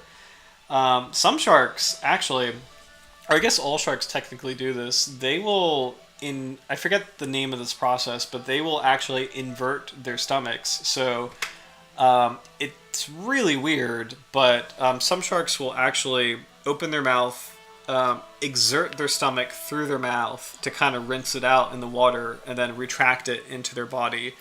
It's a very strange behavior that has been photographed only a few times. I don't know if it's ever been seen in footage.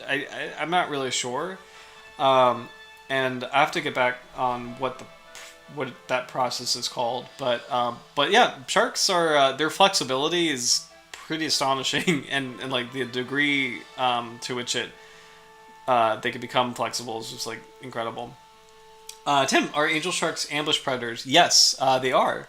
So it's actually really cool that we saw wobegons earlier, and wobegons and angel sharks are two different groups of sharks, but they occupy a similar role in the sense that they sit on the bottom and will wait for prey to pass by, and they'll actually scoop it up, snap it up really quickly. So they are ambush predators, so it's a good observation. Do they suck in... Oh, meaning do they suck in prey by opening jaws and creating a void negative pressure? I think you're right, actually. And that's really cool, because like when you see footage of angel sharks, when they attack other animals, sometimes even other sharks, those animals get sucked in. And when you talk about wobegons are the same order as nurse sharks, and we know for a fact, and actually I think the wobegons have been documented to do this too, but nurse sharks have like this really incredible suction power. They're kind of like undersea vacuums, and they use that power to break lobster shells and like suck out the meat, or get to the soft part of whelks or conchs. So like huge mollusks that are really like lodged into their shells. Nurse sharks use their suction power, creating that negative pressure to rip out the soft parts of the mollusk from the shell. So I think there's a similar process with angel sharks and woebegons in terms of how they hunt. So really great question. I think the last thing. Oh, actually, last couple things I want to touch on. So site species, so protected species in Malaysian waters, and this is kind of where the Borneo Broadfin shark lives. But we've got the whale shark, sawfishes, which are really vulnerable, oceanic white tip, great hammerhead shark, scalloped hammerhead shark, manta rays, mobulid rays, the silky shark, or thresher sharks. So these are all. Let me make sure I have this right. These are all cosmopolitan species. They occupy lots of different parts of the ocean, but unfortunately, local sharks like the Borneo Broadfin shark don't seem to have protection. And on that note, let's see what is going on. I should have read this. And this will be the last thing I end on. Conservation actions. Okay, so no specific measures are in place for the Borneo Broadfin shark. In Indonesia in 1980, trawls were banned. However, large numbers of mini or baby trawls, lamprey, are still used throughout the country. In 2015, an additional ban on seine nets was to be fully implemented in February 2020. There are currently plans in place to lift both these bans in the near future, where the Ministry of Marine Affairs and Fisheries (MMAF) plan will allow the operation of the fishing gear with restrictions of the area of fishing pressure. There are no marine protected areas in its Indonesian distribution. In China, since the late 1990s, regulations have specified varying annual seasonal fishing closures of commercial demersal trawling in the South China Sea to 12 degrees north. In 2018, the seasonal closure was widened to also include all other commercial fishing gears, for example, gilnet and longline, with the only exception being for rod and reel to allow small-scale artisanal fisheries and recreational fisheries. Since 2017, enforcement of the seasonal closure has strengthened. That's good, actually. Okay. Because there's some parts of the world where they'll nominally have protection, like fishing bans, but there's a lot of pressure that pushes back and breaks that enforcement. So it's really cool to see that some areas are actually enforcing the bans and actually really sticking by and showing good practice in terms of conservation. Because it benefits everything. It benefits the wildlife, but it also ultimately benefits that economy. As far as if you make sure that ecosystem's okay, and you create a marine protected area, it's been proven that actually benefits adjacent areas that are not protected. Whereas fish are allowed to grow and find shelter and have reproduce more offspring in marine protected areas, and then when they wander out into open areas, it's a better harvest for that economy than if you just let everything go unprotected. It's a win-win if you invest in marine protected areas ultimately. The effectiveness of the closures is debated as overfishing remains a threat. In China, there are approximately 124 coastal marine protected areas in the southern China provinces, although only a few are documented internationally. 54 national marine reserves are reported by FAO, and 5 marine protected areas, all each less than 20 kilometers, are reported in the World Database of Protected Areas. All protected areas across China have recently been nationalized. It is estimated that around 20% of the Chinese coastline is included in protected areas. To conserve the population and to permit recovery, a suite of measures will be required, which may include species protection, spatial management, bycatch mitigation, and harvest and trade management measures, including international trade measures. Effective enforcement of measures will require ongoing training and capacity building, including the area of species identification. Catch monitoring is needed to help understand population trends and inform management. So, sad to see that the Borneo Broadfin shark really is not getting a lot of attention and is an endangered species. There's hope in the sense that there are a lot of marine protected areas, but it's definitely a species that needs a lot more research and a lot more attention, just because it's endangered and because it's so rare, and clearly there's not a lot known about it. So we've when we go through its basic biology, we really just don't know much about the shark overall, other than it lives in estuaries and it has larger teeth that might help it hunt larger prey. So, but let's see if I do want to see before we wrap up. if we have any other mentions or photographs of sharks from this article talking about conservation in this area. And if we don't, I think we might just call it a night. And it looks like we don't, other than a cover photo. So this is a really cool report by Shark Stewards, and it's much larger than the scope of the stream. But I post in the chat so everybody can read and enjoy. Saba shark and ray catch, trade, and conservation. But I think for now we'll wrap up for tonight. But guys, thank you so much for watching and joining us for the Borneo Broadfin Shark study party. So we did learn some information about the species and kind of like its classification history. And I really appreciate the broader discussion of conservation, classification in terms of just how incredibly diverse animal phyla are. And I'm really excited for our plan in March for shark culture. So we'll talk about North American shark culture, free and post Jaws, March 9th. And so cool. Been a member of Gulf Conservation Association for years, trying to get a hatch for these fall sharks, added different rules. We'll get there soon. That is so cool. Oh my god, that is so cool, Tim. Yes, please. Especially the Gulf Coast, there's so many prominent species that, like the oceanic white-tip shark, does live in that area. The hammerhead sharks are huge species that, for weirdly enough, the United States has been a little odd about hammerhead shark conservation.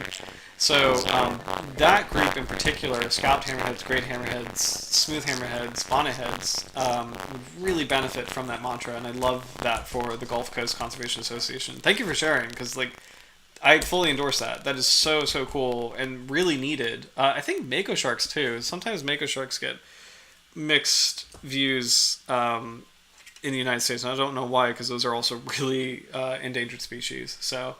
But I'm excited for our North American shark discussion. Until then, night guys. Thank you for joining, and I will see you in 2 weeks for North American shark culture. But until then, cheers. Have a good few days or next couple weeks, and I'll see you soon. Bye.